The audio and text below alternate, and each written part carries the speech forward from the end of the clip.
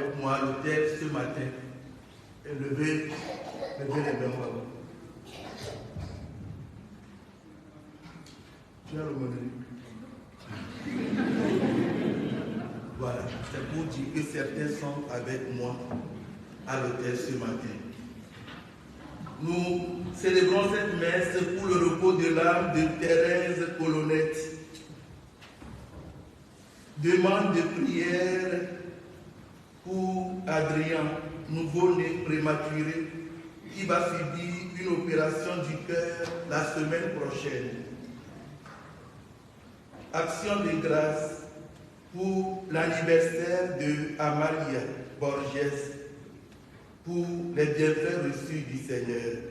Au nom du Père et du Fils et du Saint-Esprit, le Seigneur soit avec vous.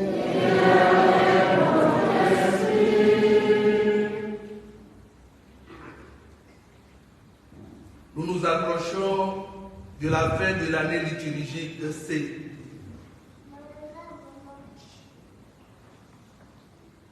Et les textes nous interpellent sur la fin du monde. Mais penser à la fin du monde, c'est bien. Penser à notre propre fin, c'est-à-dire le jour de notre mort, est mieux. Que le Seigneur nous donne la grâce d'être fidèles et surtout de persévérer à sa suite jusqu'à la dernière minute de notre vie. Préparons-nous à célébrer le mystère de l'Eucharistie en reconnaissant que nous avons péché.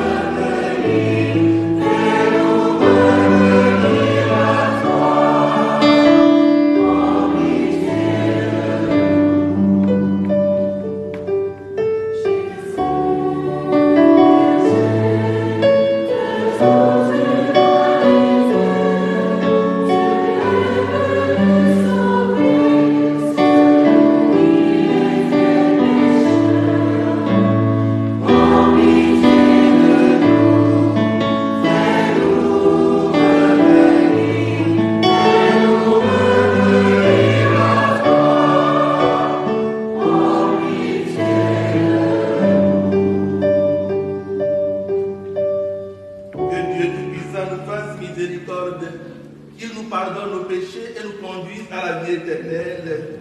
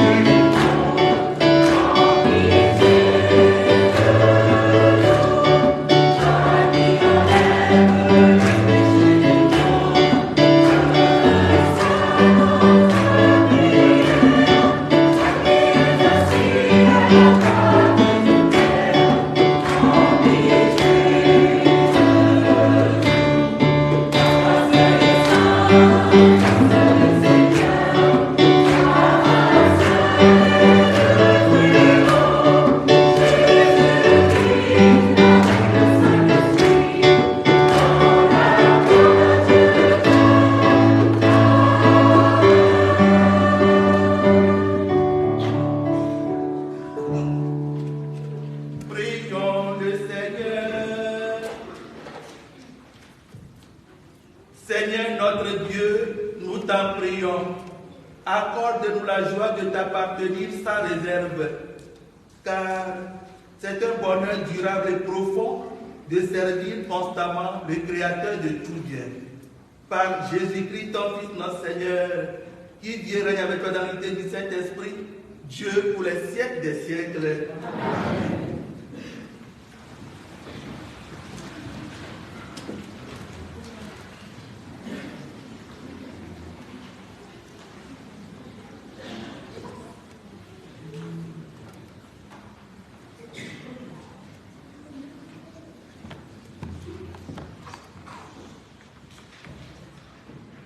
Lecture du livre du prophète Malachie. Voici que vient le jour du Seigneur, brûlant comme la fournaise. Tous les arrogants, tous ceux qui commettent l'impiété, seront de la paille. Le jour qui vient les consumera, dit le Seigneur de l'univers. Il n'en leur laissera ni racine, ni branche. Mais pour vous, qui craignez mon nom, le soleil de justice se lèvera. Il apportera la guérison dans son royaume. Parole du Seigneur. Nous rendons grâce à Dieu.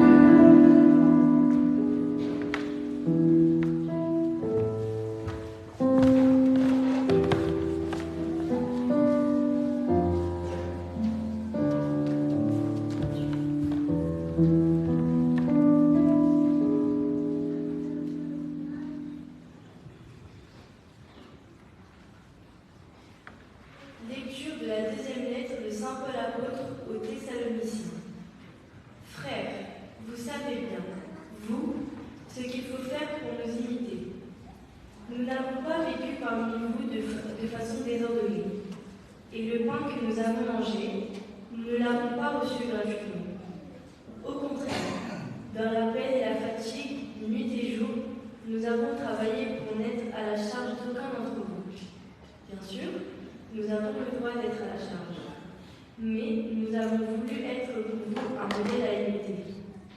Et quand nous étions chez vous donnions cet ordre. Si quelqu'un ne veut pas travailler, qu'il ne mange pas non plus. Or, nous apprenons que certains d'entre vous mènent une vie déréglée, affairés sans rien faire. À cela, nous nous adressons dans le Seigneur Jésus-Christ cet ordre et cet appel. Qu'ils travaillent dans le calme pour manger le pain qu'ils auront manié. Parole du Seigneur. Nous rendons grâce à Dieu.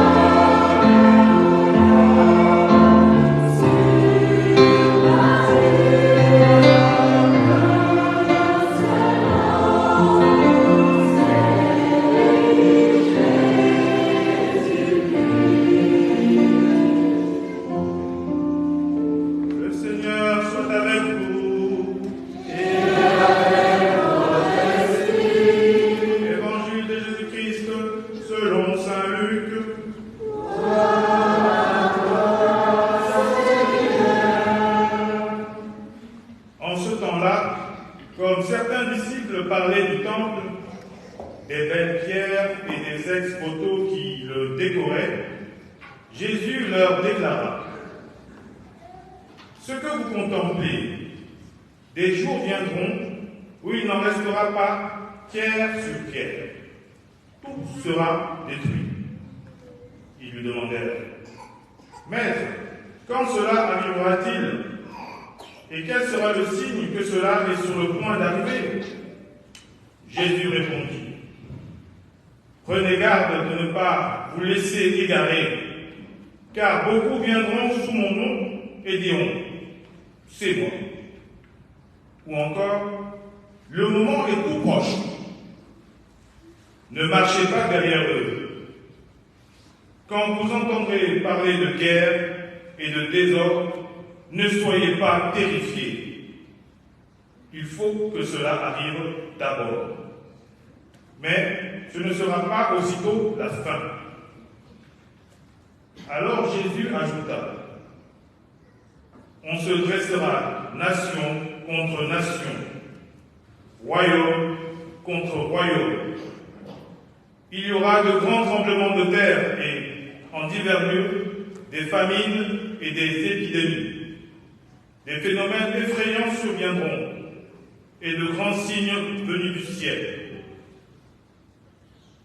Mais avant tout cela, on portera la main sur vous et l'on vous persécutera. On vous livrera aux synagogues et aux prisons. On vous fera comparaître devant des rois et des gouverneurs à cause de mon nom. Cela vous amènera à rendre témoignage. Mettez-vous donc dans l'esprit que vous n'avez pas à vous préoccuper de votre défense. C'est moi qui vous donnera un langage et une sagesse à laquelle tous vos adversaires ne pourront ni résister, ni s'opposer. Vous serez livrés même par vos parents, vos frères, votre famille et vos amis, et ils feront mettre à mort certains d'entre vous. Vous serez détestés de tous à cause de mon nom. Mais pas un cheveu de votre tête ne sera perdu. C'est par votre persévérance que vous garderez votre vie. Acclamons la parole de Dieu.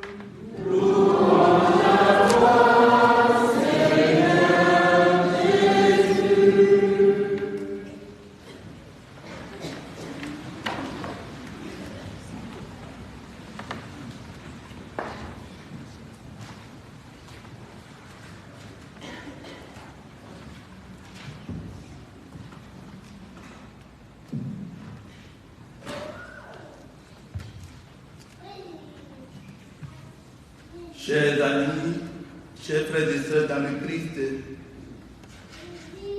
comme je le disais au début de la célébration, l'année liturgique est tout un cycle qui tend vers sa fin.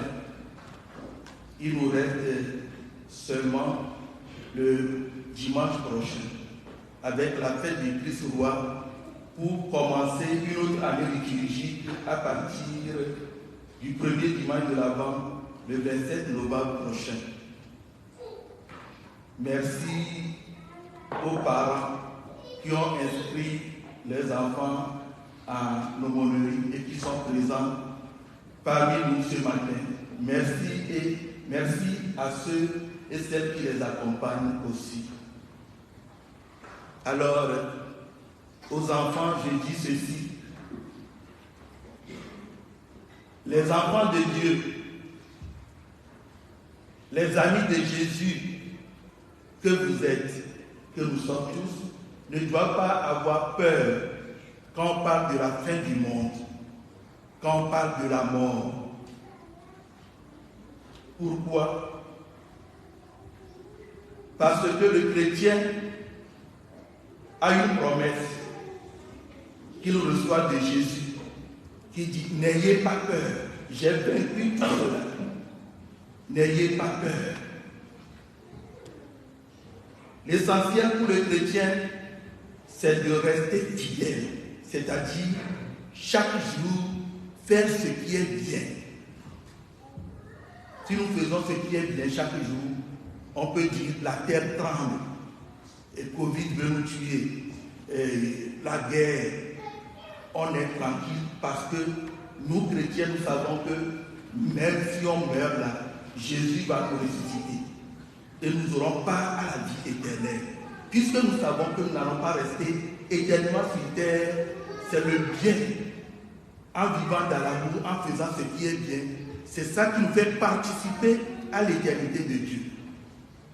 L'unique condition, quand Jésus dit n'ayez pas peur, c'est à ceux qui vivent dans l'amour. En disant si tu vis bien, n'aie pas peur.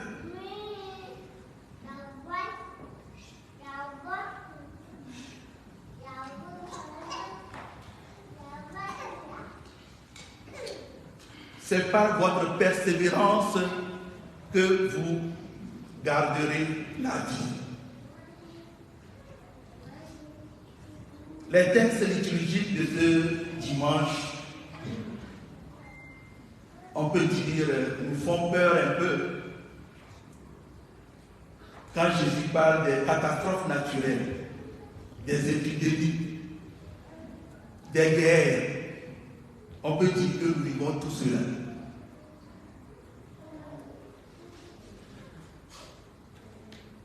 Mais ce que nous craignons le plus, crois vous et moi, aujourd'hui, ce que nous craignons le plus, c'est quand quelqu'un va faire usage de ces armes nucléaires. Je pense qu'il y a une inondation de l'incendie, on a un peu les moyens pour pouvoir les maîtriser un peu. Mais ces choses cachées, ces choses qui peuvent détruire et que les gens ont comme trésor, c'est ça qui fait trembler le monde maintenant. Ou bien,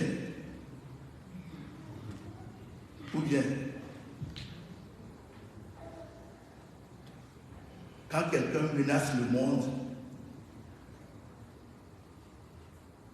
c'est-à-dire, il dit, je vais faire sortir ce qui peut détruire en un clin d'œil le monde.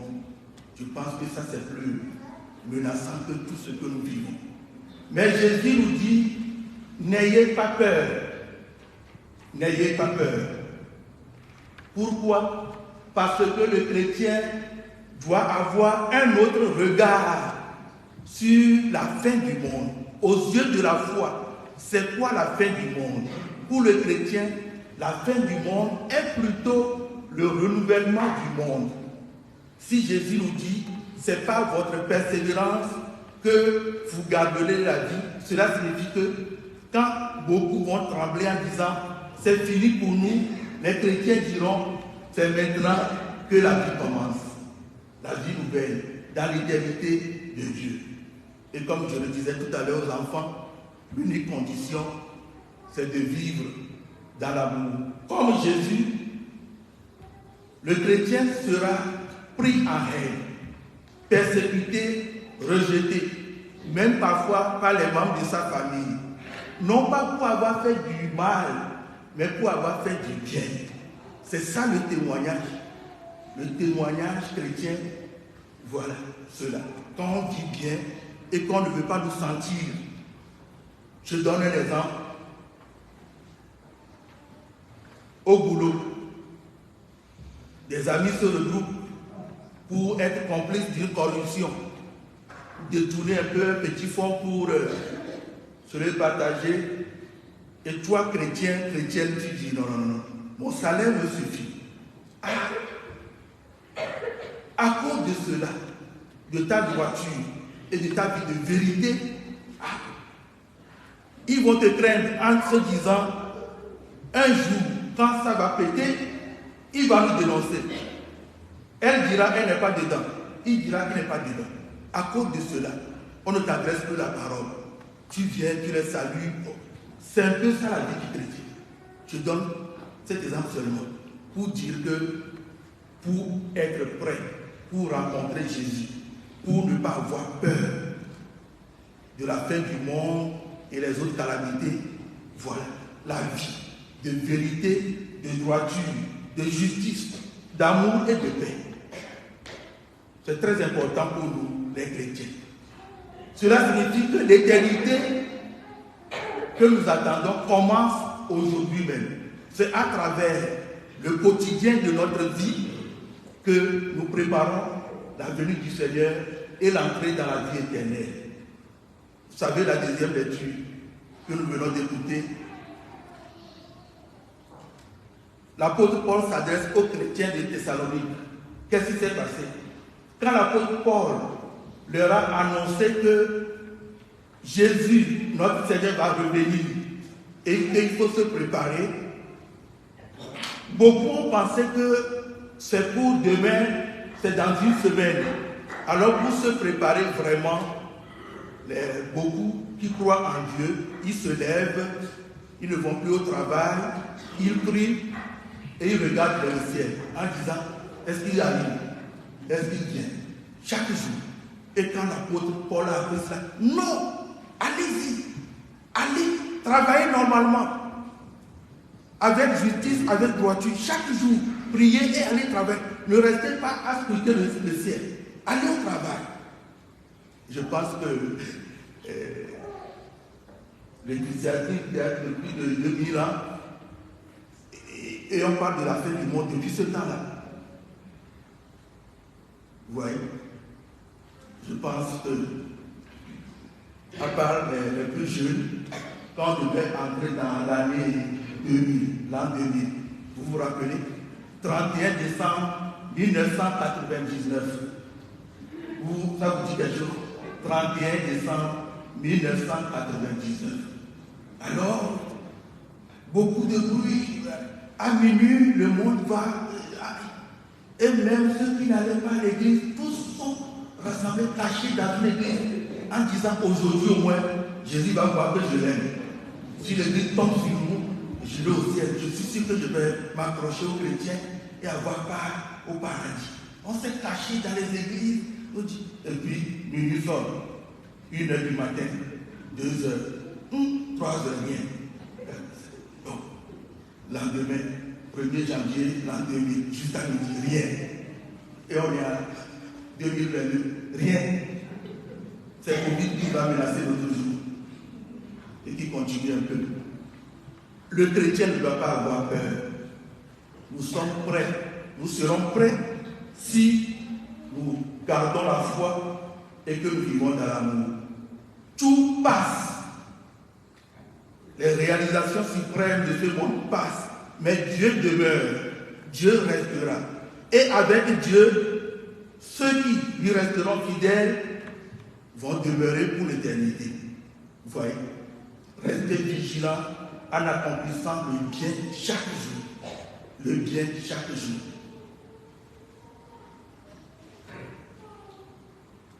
C'est à chaque jour que suffit sa peine. avec des devoirs et des missions bien accomplies. Au lieu de penser à la fin du monde, c'est-à-dire, qu'est-ce qui nous arrivera?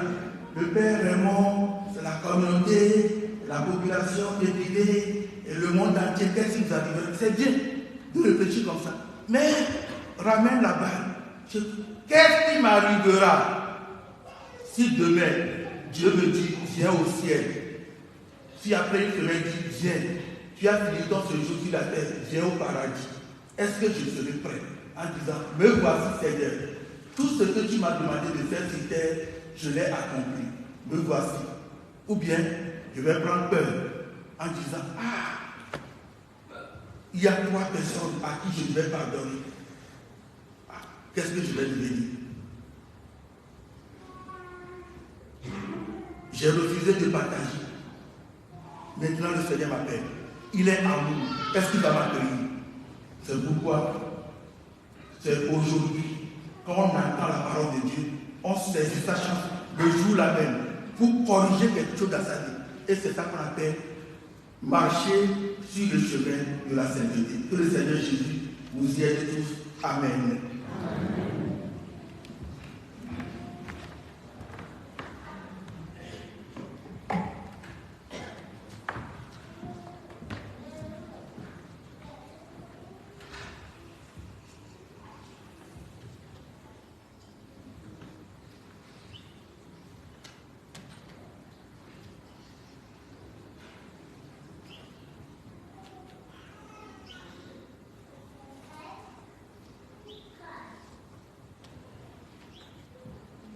Ensemble, professons notre foi. Je crois en Dieu, le Père Tout-Puissant, Créateur du ciel et de la terre, et en Jésus-Christ, son Fils unique, notre Seigneur, qui a été conçu du Saint-Esprit, est né de la Vierge Marie, a souffert sous Ponce Pilate, a été crucifié, est mort et a été enseveli, est descendu aux enfers, le 3e jour est ressuscité des morts, est monté aux cieux, est assis à la droite de Dieu le Père Tout-Puissant. Lui viendra juger les vivants et les morts. Je crois en l'Esprit Saint, à la Sainte Église catholique, à la communion des saints, à la rémission des péchés, à la résurrection de la chair, à la vie éternelle. Amen. Pas un cheveu de votre tête ne sera perdu. Au Père qui veille sur tous ses enfants, confions les intentions de l'Église et du monde entier.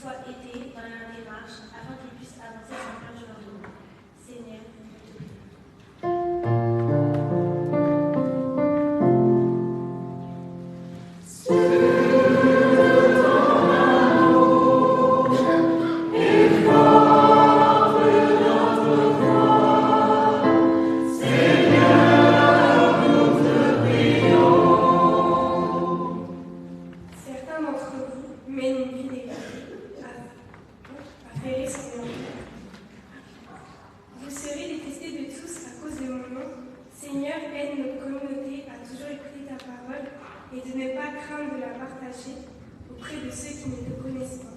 Seigneur, nous te prions.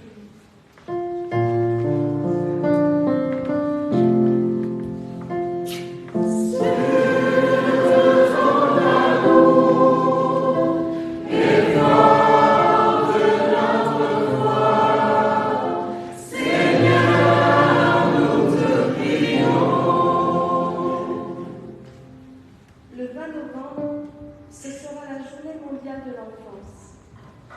Seigneur, nous te prions pour nos jeunes de l'aumônerie qui ont préparé cette messe, qu'ils puissent, accompagnés par leur famille et leur animateur, se nourrir de ta parole pour avancer avec envie et espérance dans la vie. Seigneur, nous te prions.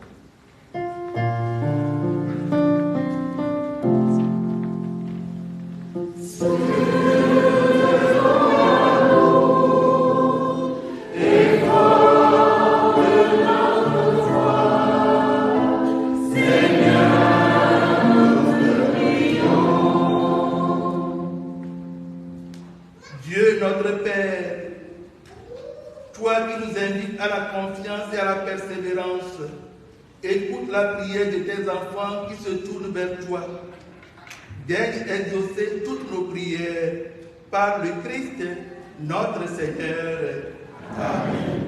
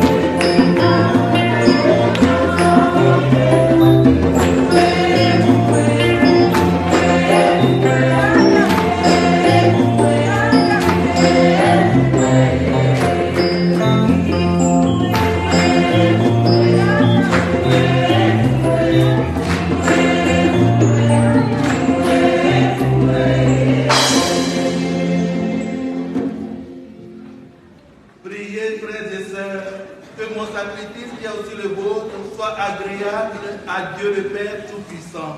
Que le Seigneur reçoive de vos mains ce sacrifice à la louange et à la gloire de son nom, pour notre bien et celui de toute l'Église. Nous t'en prions, Seigneur, Dieu de majesté, regarde les présents que nous t'offrons et permets qu'ils nous obtiennent la grâce de te servir et de parvenir ainsi à l'éternité bienheureuse. Par Jésus, le Christ, notre Seigneur. Amen. Le Seigneur soit avec vous. Et avec votre esprit. Élevons notre cœur. Nous le tournons vers le Seigneur. Rendons grâce au Seigneur notre Dieu.